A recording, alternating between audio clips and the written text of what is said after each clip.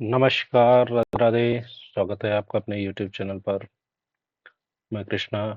आज यह कंप्यूटर की जो मैराथन है उसकी सेकंड पार्ट है और इसके बाद आपको कहीं से कोई कंप्यूटर पढ़ने की ज़रूरत नहीं पड़ेगी, निश्चिंत रहें आप। ठीक है। आज थोड़े से कुछ कॉम्प्लेक्स टॉपिक भी हैं और कुछ इजी टॉपिक्स भी साथ में मैंने कंबाइन कर रखे हैं, है ना। कॉम्प्लेक्स टॉपिक इसलिए ले रहे हैं कि ज़रूरी नहीं कि सीआरई में आ ही जाए, लेकिन इनकेस आता है तो ये आपको कम से कम आपको टॉप रैंक लाने में हेल्प कर देगा। ठीक है।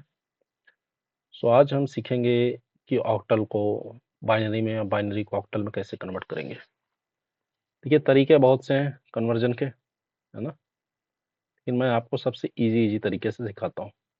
ठीक है। सबसे पहले आपको ऊपर ऐसे 1 to 4 लिख लेना है। ओके। अब मान लीजिए एक है, यहाँ 0 से लेके 7 तक आपको ये नोट डाउन कर लेने हैं। ठीक है, कन्वर्जन के लिए। नाउ 3 के तीनों 0 हो गए। ओके। 1 पे 1 लिख लो। अगर 2 को 2 डिजिट को दिखाना है तो 2 की जगह 1 लिख लो। यहाँ पे 3 को दिखाना है तो 1 + 2 क्या होता है? 3 होता है। तो 1 पे भी 1 कर लो, 2 पे भी 1 कर लो। 4 पे 4 की जगह 1 कर लो। 5 पे तो 4 + 1 5 होता है, तो 4 पे 1 कर दीजिए, 1 पे 1 कर दीजिए। 6 पे तो 4 पे 1 और 2 पे 1, 1 की जगह 0। ये कोड्स आपको याद करने हैं, या याद कर लीजिए या जिस तरीके से मैंने समझाया वो कर लीजिए कि भाई 4 to 1 ऐसे कर दीजिए, लिख लीजिए। ठीक है। और फिर अगर मुझे 2 करना है तो 2 की जगह 1 और 1 की जगह 0 और 4 की जगह 0। 4 करना है तो क्या, यहाँ पे 1, यहाँ पे 0 और यहाँ पे 0। ठीक है, लाइक दिस। अब आइए, अब इसका मैं प्रैक्टिकल यूज केस आपको दिखाता हूँ। Octal to binary conversion. देखिए यहाँ पे जो दिया है, अगर बाइनरी कन्वर्ट करना है तो यहाँ पे लिखा रहता है 2। 2 मतलब बाइनरी, 8 मतलब ऑक्टा। तो 2 का डिजिट कोड क्या होगा? यहाँ मत देखिए आप, मैंने अभी आपको बताया ना, 4 2 1। ठीक है। सो अब इसमें क्या कोड होगा? अब 2 करना है तो पहले 2 की जगह 1 लिख लीजिए कोड के हिसाब से, और ये हो गया 0 0। ठीक है। सो 0 1 0 कोड किसका है? 2 का कोड आया, तो ये हो गया 0 1 0। ऐसे 3 का कोड क्या आ जाएगा? 2 और ये 0 0। ठीक है। 5 का कोड क्या आ जाएगा? तो 4 + 1 0।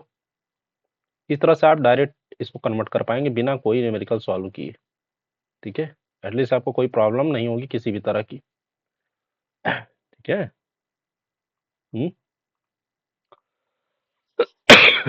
सॉरी। अब बाइनरी टू ऑक्टल कन्वर्जन होता है। मान लीजिए यहाँ लिखा 0 0 1। 0 0 1 का मतलब क्या है? फिर से वही आप देखिए, 4 to 1 यहाँ लिखा हुआ है ना, मैं ऊपर लिख देता हूँ। 0 0 1 कब होगा? जब यहाँ पे 1 हो, यहाँ पे 0 हो और यहाँ पे 0, यानी 1 की वैल्यू 0 0 1 आती है। ठीक है, समझ गए ना। या तो ये कोड याद कर लीजिए, अगर आपको कन्फ्यूजन हो रही है समझने में तो ये कोड आप याद कर सकते हैं। अदरवाइज बस लिखना सीख लीजिए, जो मैं आपको बता रहा हूँ कि 2 की जगह 1 लिखिए, तब ये 0 0 हो जाएगा। 0 तो सब पे 0 रहेगा, 1 है तो 1 की जगह 1 रहेगा, बाकी सब 0 होगा। 2 है तो 2 की जगह 1 रहेगा, बाकी सब 0 हो जाएंगे। 3 है, 3 कैसे बनेगा? 2 + 1 के कॉम्बिनेशन से ही बन सकता है। तो जहाँ जहाँ कॉम्बिनेशन है वहाँ पे 1 1 करिए और दूसरी जगह 0 कर दीजिए। ठीक है ना, तो ऐसे आपका काम हो जाएगा। अब आता है कई जगह हेक्साडेसिमल होते हैं। ठीक है, तो वहाँ भी लॉजिक वही सेम है, जैसे वहाँ पे हमने 4 to 1 किया था, यहाँ पे एक डिजिट और बढ़ जाती है 8। वहाँ वहाँ हम 1 से 7 तक सीखते थे, यहाँ पूरा 15 तक जाता है, लेकिन 9 की बाद के डिजिट को ABCDEF से डिनोट करते हैं। प्रोसेस सेम है, ये आएगा नहीं आपके में। ठीक है, लेकिन मैं इन जनरल बता दे रहा हूँ, है ना। मोस्टली इस टाइप के क्वेश्चन यूपीएससी पूछ लेती है, ईपीएफओ में एंड अदर एग्जाम्स है उसमें। Binary to decimal conversion, octal to decimal conversion, hexadecimal to decimal conversion भी होते हैं। तो उसके लिए भी मैं कुछ सिखा देता हूँ कि क्या कैसे कन्वर्ट करते हैं। ठीक है, ताकि उसमें भी आपको ज़्यादा प्रॉब्लम नहीं हो। बाइनरी को अगर डेसिमल में कन्वर्ट करना है तो क्या होगा? तो जो भी नीचे डिजिट लिखी है, यहाँ आपको दिख रहा है ना, ये तो भाई सेम डिजिट है। तो 2 की पावर 0 से मल्टीप्लाई करिए, फिर 2 की पावर 1, फिर 2 की पावर 2, फिर 2 की पावर 3, फिर 2 की पावर 4, ऐसे इस डायरेक्शन में आप बढ़ते चले जाएंगे। और यहाँ पे -1 -2 -3 इधर बढ़ते चले जाएंगे। ठीक है, एंड मल्टीप्लाई कर दीजिए। ठीक है, तब आपका काम हो जाएगा। 2 की पावर 1 इंटू 1 क्या होगा, 2 होगा। 2 की पावर 2 इंटू 1 कितना होगा, 4 होगा, है ना। 2 की पावर 3 यानी 8 इंटू 0 कितना हो, 0 होगा। 2 की पावर 4 यानी 16 इंटू 1 16 होगा। टोटल ऐड कर दीजिए, आपका डायरेक्ट आंसर आ जाएगा। एकदम सिंपल ट्रिक है ना। समझने की देरी है कि आप कितने जल्दी इसको समझ पाते हैं, कितनी जल्दी आप इसको कैप्चर कर पाएंगे चीज़ों को। सेम वही ऑक्टल टू डेसिमल में भी है ना। ऑक्टल है तो 8 से मल्टीप्लाई करेंगे, बाइनरी है तो 2 से मल्टीप्लाई करेंगे, फंडा सेम है, प्रोसेस सेम है, ठीक है। हेक्साडेसिमल है तो 16 से मल्टीप्लाई करेंगे, फंडा यहाँ भी वही सेम है ना, कुछ डिफरेंस नहीं है। लेकिन अगर डेसिमल टू बाइनरी करना हुआ तब क्या करेंगे, तब जो भी डिजिट दी है उसको 2 से डिवाइड करते जाएंगे, जो रिमाइंडर आता जाएगा ना वो यहाँ लिखते चले जाएंगे, ठीक है। एंड फिर इसको लिखना कैसे है, डाउनवर्ड टू अपवर्ड लिखना है। जैसे 2 को हमने डिवाइड किया 5 टू 3 से तो 261 आया, लेकिन रिमाइंडर कितना आया, 1 आया, तो ऐसे ऐसे डिवाइड करते आखिरी तक चले जाएंगे। एंड फिर इसको डाउनवर्ड्स टू अपवर्ड ले जाएंगे। जैसे 1 0 0 0 0 0 1 0 1 है, तो यहाँ पे देखिए 1 0 0 0 0 0 0 1 0 1 1, ठीक है। तो इस डायरेक्शन में आप इसको लिखेंगे, है ना। फिर आया जो डेसिमल के बाद है उसको क्या करेंगे, उसको 2 से मल्टीप्लाई करेंगे। अब यहाँ डिवीजन नहीं होगा, यहाँ मल्टीप्लिकेशन होगा। तो आपने डिवीजन मल्टीप्लिकेशन किया और जो भी 1 के ऊपर आया, जैसे 1.28 आया तो 1 काउंट करेंगे, 28 आया 0.28 को फिर 2 से मल्टीप्लाई करेंगे, फिर 0.56 आया तो ये 0 काउंट होगा, फिर 0.56 को 2 से मल्टीप्लाई करेंगे, फिर 1 आया, फिर 0.12 आया, फिर 0.12 को भी आप चाहें तो मल्टीप्लाई कर सकते हैं, है ना। अगर ऑप्शन में 4 डिजिट तक दिया है तो फिर यहाँ आ जाएगा 0.24, ठीक है। ये फिर रिपीट होना शुरू हो जाएगा, 1 0 1 0 1 0, ऐसे इसकी सीरीज चलती जाएगी, ठीक है। तो फिर डैश डैश डैश आप लगा के इसका आंसर कर सकते हैं। सेम ऑक्टल में है, ऑक्टल में 8 से डिवाइड करते हैं, बाइनरी में 2 से डिवाइड करते हैं। इससे सिंपल, इससे शॉर्ट वीडियो, इससे शॉर्ट कॉन्सेप्ट आपको पूरे यूट्यूब पर कहीं नहीं मिलेगा, है ना, ठीक है। ये बेस्ट टेक्निक है इसको सॉल्व करने की। बाकी तरीके इसके बहुत से हैं सॉल्व करने के, लेकिन ये इससे शॉर्ट कुछ नहीं है अवेलेबल, है ना। इससे आप क्वेश्चन सॉल्व कर पाएंगे और कोड याद करने का जो तरीका मैंने बता दिया उतना आप देख लीजिए, ठीक है। That will be enough for you. आइए प्रोसीजर के टाइप्स आपको पढ़ाते हैं। 2 तरह के प्रोसीजर होते हैं, रिस्क सिस्क, ठीक है। Reduced instruction set computing and complex instruction set computing. आपके लिए तो बस फुल फॉर्म ही इंपॉर्टेंट है सीआरई के लिए, है ना, क्योंकि सीआरई में बहुत ज़्यादा इन डेप्थ कंप्यूटर नहीं पूछ रहा है। जो सिस्क है वो मल्टीपल इंस्ट्रक्शन को प्रोसेस करता है, जो रिस्क है वो एक बार में एक ही इंस्ट्रक्शन को प्रोसेस कर सकता है, ये ध्यान रखिएगा। ALU arithmetic and logical unit बोलते हैं इसको। जो भी मैथमेटिकल कैलकुलेशन होंगी, ठीक है, वो एएलयू करता है। ये सीआरई में आया हुआ क्वेश्चन है, इसका फुल फॉर्म भी पूछ रखा है, इसका वर्क क्या होता है ये भी पूछ रखा है। सीयू कंट्रोल यूनिट होती है, जो भी वर्क चल रहे हैं, जो भी प्रोसेस चल रहे हैं वो कंट्रोल यूनिट के अंदर ही चलता है, और ये मेन प्रोसीजर का ये मेन पार्ट होता है। इसको हम सेंट्रल नर्व सिस्टम भी बोलते हैं, ठीक है। जो भी डेटा एएलयू में जाएगा वो कंट्रोल यूनिट ही प्रोवाइड करती है कि भाई ये रहा डेटा। अगर 2 × 2 करना है तो 2 का डेटा 2 और इनटू का डेटा कहाँ से आएगा, वो कंट्रोल यूनिट प्रोवाइड करती है ना। ये जनरेशन ऑफ कंप्यूटर्स हैं, ये मैंने ऑलरेडी टेलीग्राम ग्रुप पर आपको शेयर करके एक बार याद कर लीजिएगा इसको। इसमें क्या याद करने लायक है ये समझिएगा, कंटेंट तो बहुत ज़्यादा है, लेकिन पहले तो आप ये देखिए कि फर्स्ट जनरेशन में वैक्यूम था, सेकंड में ट्रांजिस्टर था, थर्ड में आईसी था। ऐसे मेमोरी में मैग्नेटिक ड्रम था, दूसरे में ट्रांजिस्टर बेस था, तीसरे में हाई मेमोरी डिवाइस या मैग्नेटिक डिस्क है। लैंग्वेजेस कौन कौन सी थी, तो मशीन लैंग्वेज किस में हुई, असेंबली लैंग्वेज किस में हुई, हाई लेवल लैंग्वेजेस किस में हुई, ये एक बार देख लीजिए, ठीक है। ये मैंने कुछ ट्रिक्स आपके लिए शेयर कर रखी हैं टेलीग्राम ग्रुप पर। ये फोटो मैंने exact as it is paste कर रखा है, तो आप वहाँ से देख लीजिएगा, तो आपको ज़्यादा आसान होगा रिवाइज करने में। ईमेल के प्रोटोकॉल्स मैंने आपको पढ़ा रखे हैं। SMTP simple mail transfer protocol होता है, इसका काम है मेल भेजना। POP post office protocol email को रिसीव करना। Internet message access protocol email के कंटेंट को एक्सेस करता है जो सर्वर पे स्टोर होता है। SMMP simple mail management protocol email के मेलिंग सर्वर पर मैनेज करता है, जैसे कि आप देखते हैं अपना ईमेल खोलेंगे तो उसमें लिखा रहता है ड्राफ्ट है, प्रमोशंस है ना? ये सब किसके थ्रू होता है? ये एसएमएमपी के थ्रू होता है, सिंपल मेल मैनेजमेंट प्रोटोकॉल के थ्रू होता है, जो दिखाता है कि भैया मेल को मैनेज कैसे कर रहा है? ठीक है।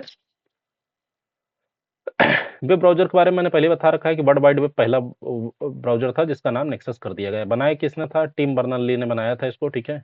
याद कर लीजिएगा, टिम बर्नर्स-ली, यहाँ लिखा नहीं है, लिख लीजिएगा, शायद मैंने पहले पढ़ा रखा है आपको। लिंक्स नाम का ब्राउज़र 1991 में आया था, ठीक है? ये वर्ड का first text based operating system था।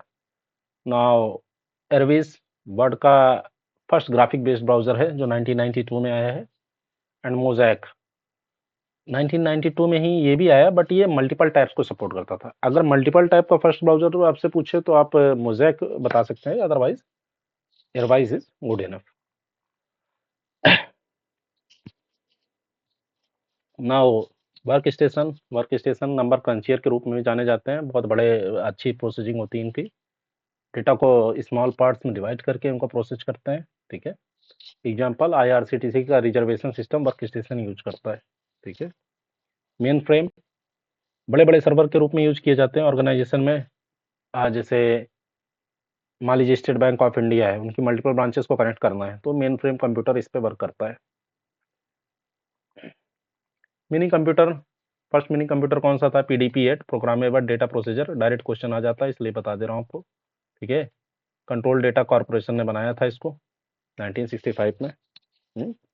ये भी सर्वर के रूप में यूज किया जाता है। माइक्रो में जो हम लोग लैपटॉप पीसी यूज करते हैं, दीज आर माइक्रो कंप्यूटर्स, ठीक है? थोड़ा स्पीड में करा रहा हूँ ताकि क्योंकि आप लोगों की एग्जाम्स करीब हैं, टाइम कम है आपके पास, है ना? तो एटलीस्ट आपको प्रॉब्लम नहीं हो कुछ। जल्दी जल्दी कवर कर पाएँ, जल्दी जल्दी आप मार्क्स स्कोर कर पाएँ अच्छा।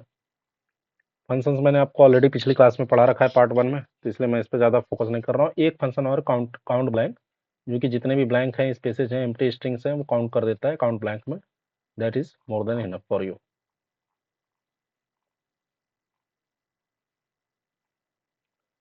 आइए कुछ प्रोटोकॉल के बारे में बता दूँ। ट्रांसमिशन कंट्रोल प्रोटोकॉल क्या होता है? ट्रांसमिशन कंट्रोल प्रोटोकॉल यूज होता है डेटा डिलीवरी के लिए, ठीक है? एक बार आईपी एड्रेस मिल गया आपको तो जो ट्रांसमिशन कंट्रोल प्रोटोकॉल है, ये डेटा डिलीवर करता है। इसकी जिम्मेदारी ये डेटा को अलग अलग पार्ट्स में डिवाइड करता है, देन फिर उसको भेजता है, एंड देन फिर बाद में डेस्टिनेशन पे पहुंचने से पहले उसको रीअसेंबल करके डेटा को डिलीवर कर देता है। ओके, है ना? जैसे आजकल आप देखेंगे कि कोई आपने प्रोडक्ट मंगाया फ्लिपकार्ट से, है ना? कोई फर्नीचर मंगाया तो वो क्या करते हैं, अलग अलग पार्ट्स में आपके यहाँ पहुंचा देंगे, बाद में कोई आया उसको असेंबल करके आपके यहाँ लगा देता है ना? एक तरह से ऐसा ही प्रोटोकॉल ये भी है। ये कनेक्शन बेस्ड प्रोटोकॉल है, जबकि यूडीपी कनेक्शन लेस है। यूडीपी क्या है? User datagram protocol. UDP less reliable है लेकिन काम ज़्यादा तेज करता है। ओके, नेटवर्क जो लेयर प्रोटोकॉल है, इसमें क्या क्या होता है? तो इसमें आईपी होती, आईसीएमपी होती, आईजीएमपी होती, एंड एआरपी होती, ठीक है? इनके फुल फॉर्म पढ़ लीजिएगा, ये है, ये एक बार याद कर लीजिएगा फुल फॉर्म्स क्या है, मैंने लिख रखा है।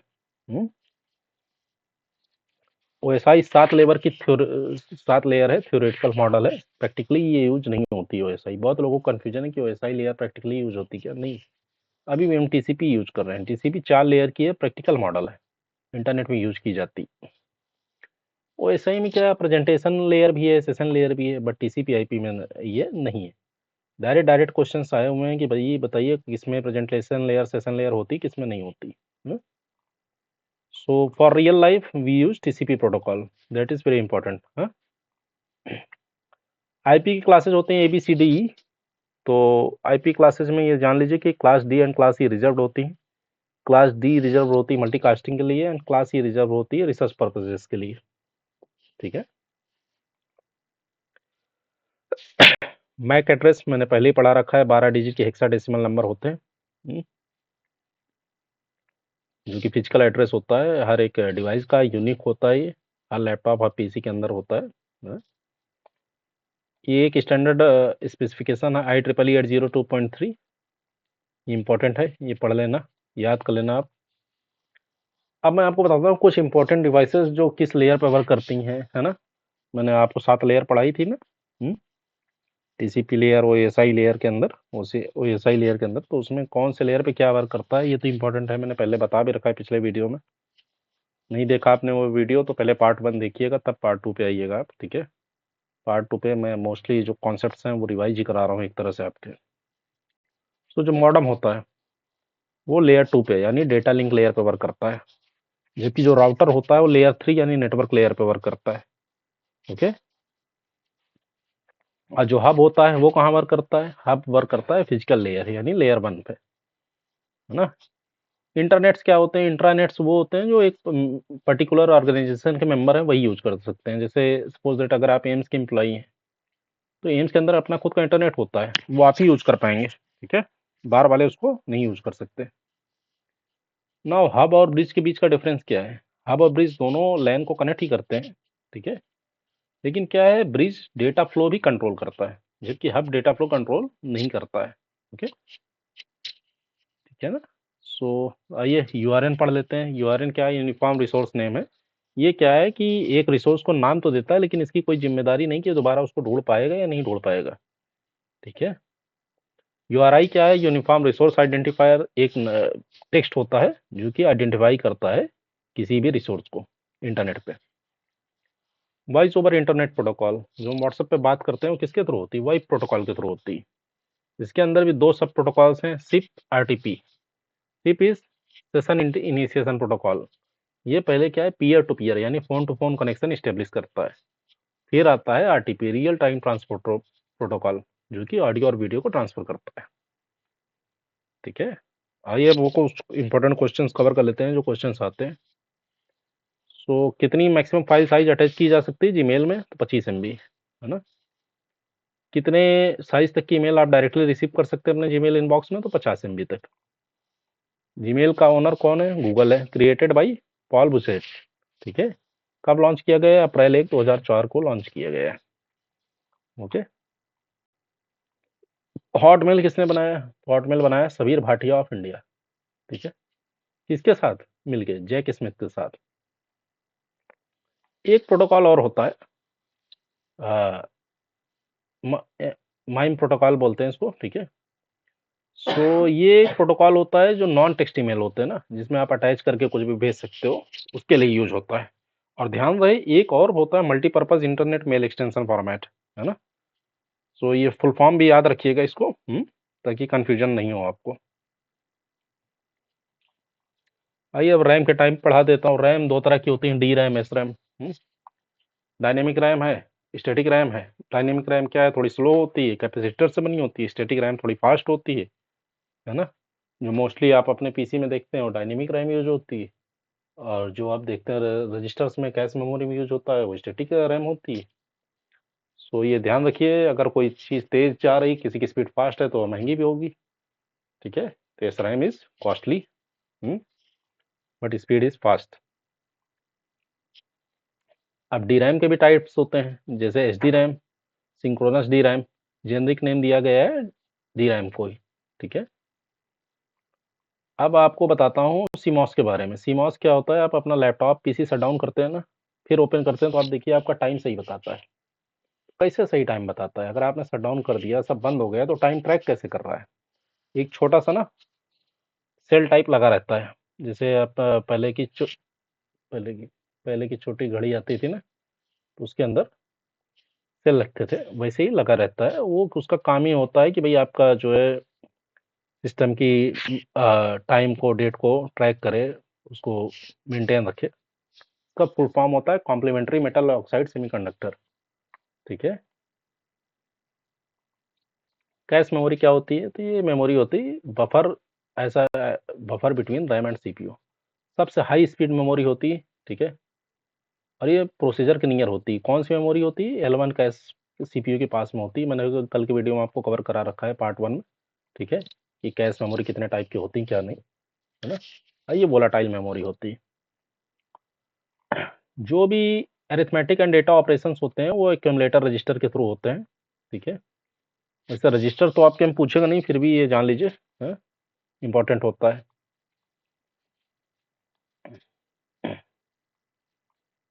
ऐसी कौन सी रॉम होती है जो मैन्युफैक्चरिंग प्रोसेस के टाइम पे ही लिखी जाती है, उसके बाद चेंज नहीं की जा सकती, उसका नाम है मास्क रॉम।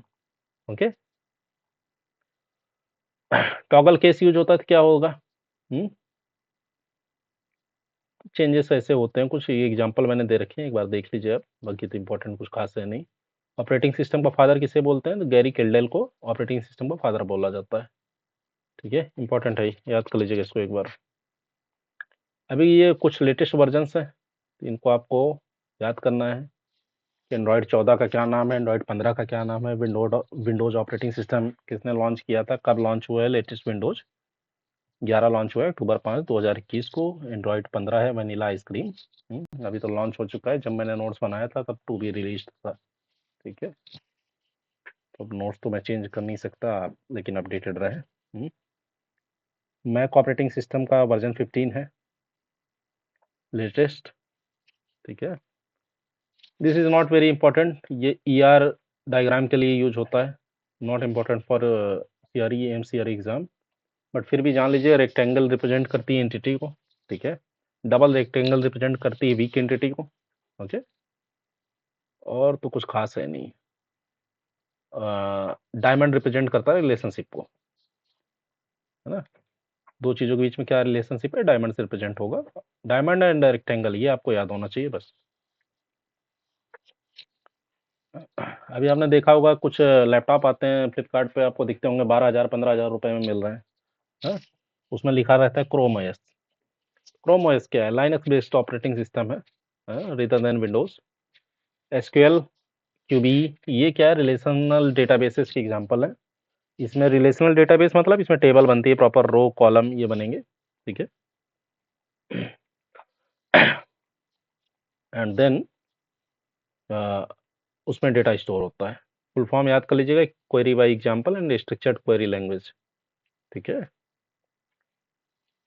सो कुछ कीज़ हैं वो मैं आपको यहाँ नीचे में इंपॉर्टेंट बता रखा मैंने कि क्या की होती है। कीज़ मतलब डेटाबेस में कुछ कीज़ हैं, जैसे प्राइमरी की है तो प्राइमरी की का काम क्या होता है? हर रिकॉर्ड को यूनिकली आइडेंटिफाई करना। कैंडिडेट की क्या होती है? कैंडिडेट की, जैसे कोई कैंडिडेट होता है ना कि इलेक्शन में कैंडिडेट खड़ा हुआ, वो नेताजी बनेंगे, यानी गुण है उनके अंदर लेकिन अभी बने नहीं। तो ऐसे ही कैंडिडेट की होती है जिसके अंदर प्राइमरी की बनने के सभी गुण अवेलेबल होते हैं। सेकेंडरी क्या होती है? ये सिर्फ इंडेक्सिंग और सर्चिंग के लिए यूज होती है, यूनिक आइडेंटिफिकेशन ये नहीं कर सकती। फॉरेन की क्या करती है? ये क्वेश्चन बहुत बार रिपीट हुआ है कि फॉरेन की का वर्क क्या है ना, SSC का फेवरेट क्वेश्चन है ये। सो फॉरेन की का काम ये है कि दो अलग अलग टेबल्स को आपस में कनेक्ट करना। ठीक है, नॉन रिलेशनल डेटाबेस, पहले तो क्या है, रिलेशनल डेटाबेस ही था, लेकिन अभी मॉडर्न टाइम में नॉन रिलेशनल डेटाबेस भी यूज होने लगा है। ठीक है, इसमें क्या है, कोई टेबल और स्कीमा नहीं होती, रो कॉलम ये सब झमेले नहीं है इसमें। इसमें एग्जांपल्स क्या है? मोंगो डीबी है, अपाचे है, कैसेंड्रा है, रेडिस है, काउचबेस है। कभी कभार पूछ लेता है डायरेक्ट क्वेश्चन कि नॉर्मलाइजेशन क्या होता है। तो नॉर्मलाइजेशन क्या है? डेटा डुप्लीकेशन को रिमूव करता है और कोई भी अनडिजायर्ड ट्रेड्स उसे भी रिमूव कर देता है। डेटा वैलिडिटी को एरर फ्री बनाने के लिए कुछ प्रॉपर्टीज हैं, उस प्रॉपर्टीज को हम बोलते हैं acid properties, that is atomicity, consistency, isolation and durability. ठीक है, मेटा डेटा किसे कहते हैं? मेटा डेटा होता है डेटा अबाउट डेटा, एक डेटा के बारे में क्या डेटा है उसे मेटा डेटा बोलते हैं। आपने को सुना होगा ना कि कभी कभार क्रिमिनल्स पकड़े जाते हैं कि आपने व्हाट्सएप अनइंस्टॉल कर दिया, फोटोज डिलीट कर दी, पर फोटो फॉरेंसिक लैब में रिकवर हो गई। कैसे रिकवर हो गई? हर फोटो आप जो लेते हैं उसका डेटा, एक डेटा रिस्टोर आपका ना मोबाइल में स्टोर होता है। जो उस फोटो का डेटा है उसको हम एक तरह से मेटा डेटा बोलते हैं। डेटा तो आपका फोटो हुआ, उस फोटो का जो डेटा हुआ उसको मेटा डेटा बोलते हैं। देन मेटा डेटा से रिकवर कर सकते हैं हम आपकी फोटोज, व्हाट्सएप चैट्स, जो भी आपने किया है। ठीक है, यार मॉडल का फुल फॉर्म क्या है? Entity relationship model. किस लिए यूज होता है? To define the data elements and relationship for a specified system. Mostly क्या है, प्रोजेक्ट सिस्टम, प्रोजेक्ट रिपोर्ट्स में ये सब यूज किया जाता है। ठीक है ना। पहला प्रिंटिंग प्रेस इंडिया में कहाँ इस्टेब्लिश हुआ था? तो Saint Paul's College Old Goa में 1556 में इंस्टॉल हुआ था। ठीक है, पहला डिजिटल प्रिंटर कब क्या था? तो EP101 था, जापानीज कंपनी है एप्सन की, रिलीज किया था 1968 में। जो भी इम्पैक्ट प्रिंटर्स होते हैं ये प्रिंट कलर में प्रिंट नहीं कर सकते हैं। ओके, CMYK के आपने सुना होगा, प्रिंटर में यूज होता है, तो उसका फुल फॉर्म क्या होता है? 4 तरह कलर होते हैं तो सबको पता है, उसका फुल फॉर्म भी पता होना चाहिए। ठीक है, ये रहे उसके फुल फॉर्म से याद कर लीजिएगा इसको। अभी मैंने आपको 4 प्रॉपर्टीज पढ़ाई थी ना, atomicity, consistency, isolation, durability. Atomicity क्या है? एटॉमिसिटी ये है कि भाई या तो ट्रांजेक्शन पूरा का पूरा कंप्लीट हो, या तो कंप्लीट एग्जीक्यूट हो ही ना। बीच का रास्ता नहीं है कि भाई आधा तिया हुआ आधा तिया नहीं हुआ, ऐसे काम नहीं चलेगा। होना है तो पूरा हो, नहीं तो नहीं होगा। कंसिस्टेंसी क्या है? कि भाई डेटाबेस को वैलिड स्टेट में रखना है before and after the execution. Isolation क्या है? कई ट्रांजेक्शन एक साथ अकर करते हैं, लेकिन एक दूसरे के साथ इंटरफेयर नहीं करने चाहिए। ड्यूरेबिलिटी क्या है? एक बार ट्रांजेक्शन हो गया तो भी डाटा सेफ रहे, अगर पावर लॉस हो गया, क्रैश हो गया, तब भी। ठीक है। एनालिटिकल इंजन किसने बनाया था? चार्ल्स बेबेज जी ने बनाया था। कौन थे? फादर ऑफ कंप्यूटर थे। First automatic electronic digital computer कौन है? फर्स्ट तो उसको बोलेंगे ENIAC, है ना। याद रखिएगा, अगर पहला कंप्यूटर पूछा, जनरली फर्स्ट कंप्यूटर पूछा तो एनालिटिकल इंजन है, या मैकेनिकल इंजन कभी कभार ऑप्शन में दिया रहता है। लेकिन अगर पहला डिजिटल कंप्यूटर पूछा तो ENIAC है। ठीक है। पहला वर्ल्ड का फर्स्ट सुपर कंप्यूटर कौन है? CDC 6600 है। बनाया किसने था? कंट्रोल डेटा कॉर्पोरेशन ने बनाया 1964 में। पहला कॉमर्शियल कंप्यूटर कौन है? तो यूनिमैक है, यूनिवर्सल ऑटोमेटिक कंप्यूटर है ना। फुल फॉर्म भी याद रख लीजिएगा। पहली बिजनेस लैंग्वेज कौन सी थी, याद है ना आपको? कल मैंने पढ़ाया था फर्स्ट पार्ट में, मैंने आपको बताया कि पहली बिजनेस लैंग्वेज कोबॉल है। सो अभी आपको मैं बताऊं कि पहला जो कंप्यूटर इंस्टॉल हुआ है इंडिया में, कहाँ इंस्टॉल हुआ है? So first computer in India was at the Tata institute of fundamental research, है ना। और जो पहला कंप्यूटर इंपोर्ट करके मंगाया गया था, तो हो सकता है वहाँ पे ऑप्शन दिया हो इंडियन स्टेटिस्टिकल इंस्टीट्यूट कोलकाता का, तो 1955 में ही पहला कंप्यूटर इंपोर्ट करके ISI कोलकाता में इंस्टॉल किया गया था। ठीक है। और फिर जो पहला इलेक्ट्रॉनिक डिजिटल कंप्यूटर बनाया गया, कंप्यूटर बिल्ड इन, है ना, वो भाभा एटॉमिक रिसर्च सेंटर में बनाया गया बाई विक्रम साराभाई। कब? 1969 में। ठीक है। इंडिया का पहला सुपर कंप्यूटर कौन है? तो paramet 1000 है ना। बनाया कौन था? तो बनाया था विजय पी भट्टर ने। इनको हम architect of India's super computing भी बोलते हैं। परम को फुल फॉर्म भी याद रखिएगा, पूछ लेता है, एनसीईआरटी में क्वेश्चन पूछ रखा है। सो इसका परम का फुल फॉर्म है parallel machine. World fastest Indian super computer कौन सा है? एरावत है।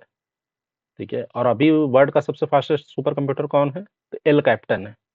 याद रहे, दोनों अलग अलग चीज़ है। इंडियन सुपर कंप्यूटर में फास्टेस्ट एरावत है, अभी इंस्टॉल है सीडैक पुणे में।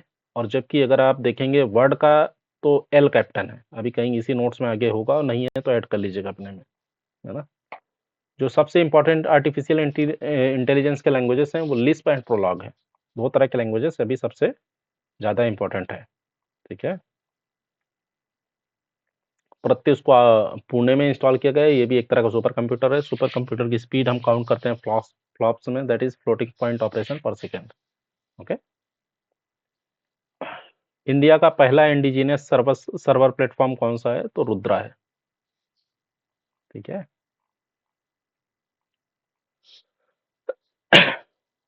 पहला कंप्यूटर जो इंडिया में बनाया गया उसका नाम सिद्धार्थ था। बनाया किसने था? तो ECIL कॉर्पोरेशन है ना, इलेक्ट्रॉनिक्स कॉर्पोरेशन ऑफ इंडिया, उसने बनाया है। सेकंड फास्टेस्ट कौन सा है सुपर कंप्यूटर? तो फ्रंटियर है। बाकी तो ये कुछ फुल फॉर्म्स हैं जो मैंने कल आपको कवर करा रखे हैं, फिर भी एक बार देख लीजिएगा। GPRS जैसे इंपॉर्टेंट है, जनरल पॉकेट रेडियो सर्विस कभी कभार पूछ लेता है। PDF को full form portable document format, है ना। एंड CDAC का फुल फॉर्म पूछ लेता है, centre for development of advanced parallel computing, this is important. CDOT का centre for development of telematics. CDMA code division multiple access. Okay. Compiler और assembler का कल मैंने साफ साफ डिफरेंस बता ही रखा है, कंपाइलर, इंटरप्रेटर, असेंबलर है। सो मोस्टली आपकी चीज़ें कवर हैं। कैस्केडिंग स्टाइल शीट होता है, ये यहाँ पे नोट्स में शायद गलत मेंशन है, इसको करेक्ट कर लीजिएगा। कैस्केडिंग शीट स्टाइल नहीं, कैस्केडिंग स्टाइल शीट बोलते हैं। कहाँ पे काम देता है ये? जो वेब पेजेस डेवलप करते हैं ना, उसकी स्टाइलिंग में ये वर्क करता है। ठीक है, जिन लोगों ने कोडिंग वोडिंग की उन्हें आइडिया होगा।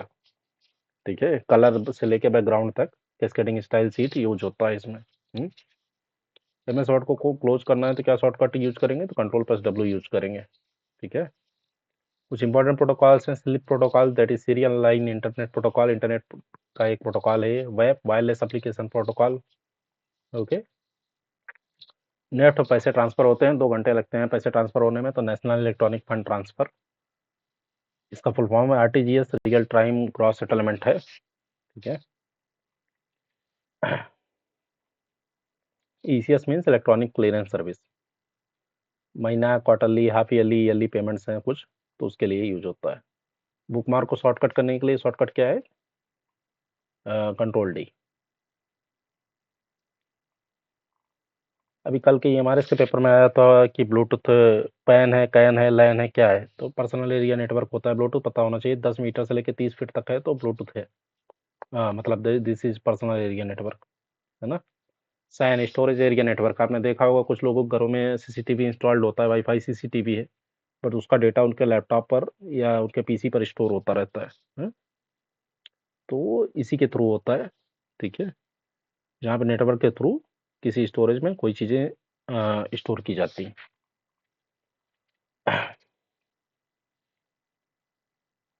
स्विच, स्विच किसे बोलते हैं? मल्टीपल कंप्यूटर्स को कनेक्ट करता है? लेकिन ये जो सिग्नल है ना, कुछ खास डिवाइसेस पर ही भेजता है जहाँ इसको भेजना है, इसीलिए इसको इंटेलिजेंट हब भी बोलते हैं। ठीक है, हब भी कनेक्ट करता है, लेकिन ये क्या है, ये सबको डेटा भेजेगा, इसको कोई इससे लेना देना नहीं कहाँ भेजना है कहाँ नहीं। तो ये इंटेलिजेंट हब हुआ या डम्ब हब हुआ है? ठीक है, वायरस का फुल फॉर्म क्या है? याद कर लीजिएगा, vital information resources under seize. Root kit क्या होता है? जो ऑपरेटिंग सिस्टम की लोअर लेयर्स में छिप के बैठा रहता है? नुकसान करता है चीज़ों के लिए। ठीक है, रूट किट है। पैकेट स्निफिंग, कोई डेटा जा रहा है, कोई डेटा फ्लो हो रहा है, उसके बीच में से कोई डेटा चुरा लेना, डेटा कैप्चर कर लेना, that is packet sniffing. Snooping, दूसरे के कन्वर्सेशन को सुनना, स्नूपिंग बोलते हैं।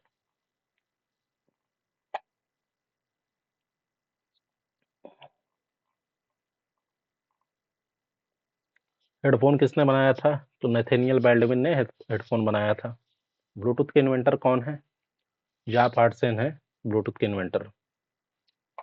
एशिया का फर्स्ट सुपर कंप्यूटर का क्या नाम था? तो ए का नाम था एशिया का फर्स्ट सुपर कंप्यूटर का। ओके, पहला ऐसा न्यूज़पेपर जो इंटरनेट पर अवेलेबल हुआ, that is the Hindu. Pen drive किसके द्वारा इन्वेंट की गई? आईबीएम के द्वारा 1998 में। फादर ऑफ मॉडर्न कंप्यूटर कौन है? कई लोगों का नाम सुनते हैं कि फादर ऑफ मॉडर्न कंप्यूटर, पट्टे से वो चार्ल्स बेबेज पे टिक कर देते हैं, but that is incorrect. Alan Turing उसका करेक्ट आंसर होगा। इन्होंने एल्गोरिथम का भी कॉन्सेप्ट दे रखा है। ठीक है, इसी के साथ आपका कंप्यूटर का सिलेबस कंप्लीट होता है। इस वीडियो को 2 से 3 बार रिपीट कर लीजिएगा, देख लीजिएगा अच्छे से। आपके एक भी क्वेश्चन गलत नहीं होंगे। आप पेपर दे के आइएगा, फिर मुझे आप कमेंट करिएगा, मैसेज करिएगा। एक सिंगल क्वेश्चन आपका गलत नहीं जा सकता अगर आपने ये ढंग से ये वीडियो 1 से 2 बार देख लिया तो। वीडियो को यहीं समाप्त करते हैं। बहुत बहुत धन्यवाद। जय हिंद, जय भारत।